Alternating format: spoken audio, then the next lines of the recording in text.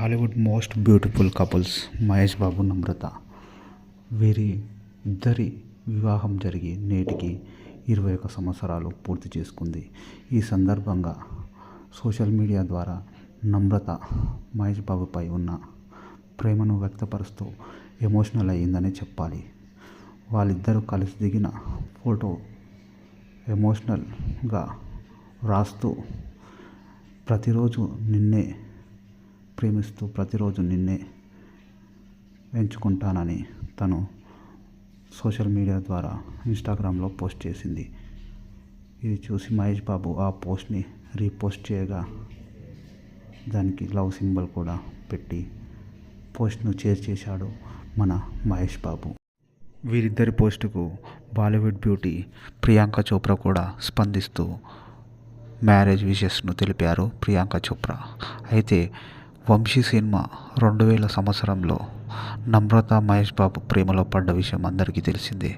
వాళ్ళ ప్రేమాయణం దాదాపు 5 సంవత్సరాల తర్వాత 2005 ఫిబ్రవరి 10న వీళ్ళిద్దరూ వివాహం చేసుకున్నారు.